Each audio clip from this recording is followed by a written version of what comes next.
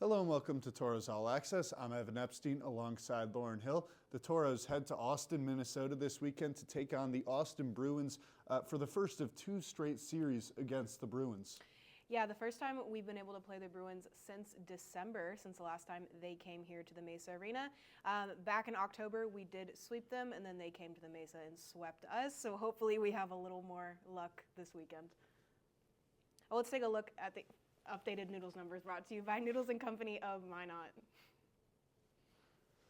And here it is. I think the defensive metrics stand out on the board. The Austin Bruins giving up 2.02 goals per game. Tauros giving up 1.96 goals per game, although that's been something to watch as of late. If you take away that Minnesota Mallard series, Tauros have given up at least 3 goals over each of their last 6 games. So defense and goaltending will be two things to watch this weekend. Yeah, 2 wins ahead of the Bruins, but we are tied at 77 points. Our Tauros power play and penalty kill percentage tops the Bruins, though, as they also have almost 100 more penalty minutes than the Tauros do. I expect to see one of 2 things happening this weekend. Either we see some very clean hockey on the ice because both teams need to stay out of the box to avoid penalties as we are playing them again next weekend, or we're going to see some not so clean hockey as these 2 teams tend to have a very, very exciting game when they play. And that's something that we saw the last time the Tauros played the Bruins. It was on that Saturday game back in December. Davin Nichols got ejected at the end of the first period. And then we saw another pair of fighting penalties handed out in the second period. You mentioned, with the playoffs looming, neither side wants to have either players suspended. And that's going to be something to watch. You look at defensemen, though, for the Tauros. They had a much bigger impact against the North Iowa Bulls this last weekend. Landon Fleming with a goal and 2 assists. Tauros defenseman, 2 goals, 3 assists. Yeah. A lot of long shots that were getting tipped out in front by the likes of Noah Gibbs and Gavin Middendorf, creating offense for the Tauros. Yeah, it shows the number of ways Tauros can attack, working low to high and vice versa, high to low. Landon Fleming, like you said, had 3 of those defenseman points with a goal and 2 assists. Yeah, and Fleming has become increasingly confident throughout the season. You've seen it from his play on the ice, and that's what he told me earlier this morning when I talked with him after practice. I'm here with Landon Fleming. Landon, you had a goal and 2 assists this weekend. What allowed you to have such a big impact against the North Iowa Bulls? I think it's just, I feel like every weekend I'm growing more and more confident with just how I play. So, with confidence, you feel a little bit more aggressive, and which leads to some points and some success individually. Austin Bruins coming up this weekend. Tauros haven't seen the Bruins since December. What's going to be the key to getting 4 points? Just kind of get back to what we were doing on that win streak.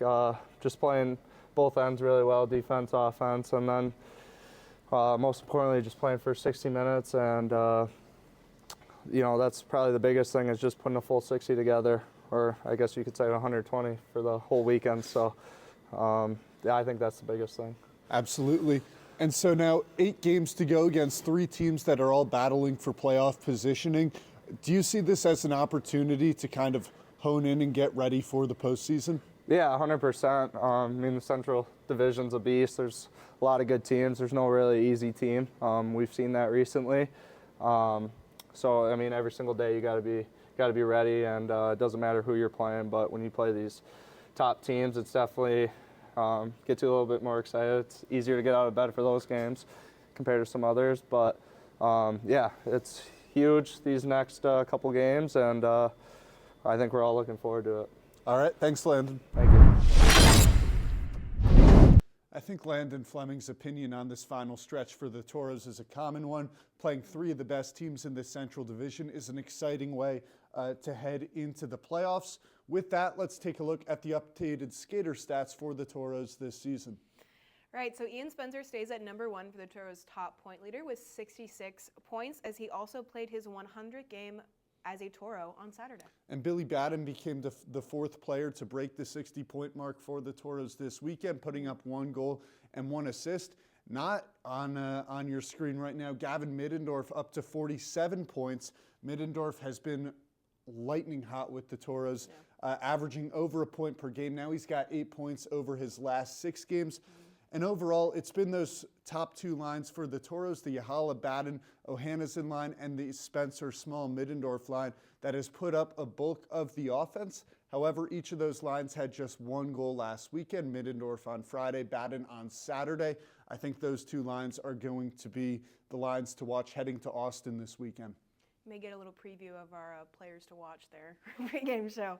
But other than that, that'll do it for today's episode of Tauros All Access. We do still have St. Patrick's Day jerseys available to bid on, so hopefully that is on your screen right now. Scan that QR code and you'll be able to look at what's still available and place a bid. Other than that, we do have another QR code for you over here. That'll bring you to our website. That'll bring you to be able to buy tickets, merchandise. Dash should be on our website as well to look at the auction, booster club information, literally anything you can get in that QR code right there. But other than that, that'll do it for today's episode of Tauros All Access, and we will see you on Monday.